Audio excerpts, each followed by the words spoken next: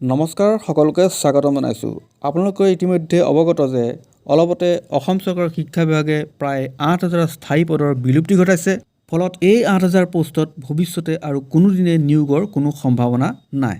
চৰকাৰৰ এনে কাৰ্যৰ অন্তৰালত কি অভিসন্ধি লুকাই আছে সেই এতিয়ালৈকে স্পষ্ট হোৱা নাই, কিন্তু সকলোৱে ভাবিবলৈ বাধ্য হৈছে যে চৰকাৰে বৰ্তমান স্থায়ী চাকৰিসমূহৰ বিপৰীতে অস্থায়ী বা কণ্টেক্সুৱেল চাকৰিবিলাককহে প্ৰাধান্য দিবলৈ আৰম্ভ কৰিছে আৰু গোটেই প্ৰক্ৰিয়াটো এক প্ৰাইভেটাইজেশ্যনৰ ফালে ঢাল খুৱাবলৈ আৰম্ভ কৰিছে। এই সম্পৰ্কে সদৌ অসম প্ৰাথমিক শিক্ষক সন্মিলনীৰ সভাপতি ৰাতুল গোস্বামীদেৱে কি কয় এবাৰ শুনো আহক। শিক্ষা বিভাগে ঠিকাভিত্তিকভাৱে নিযুক্তি কৰিছে, অথচ স্থায়ী পদসমূহ বিলুপ্তি কৰিছে।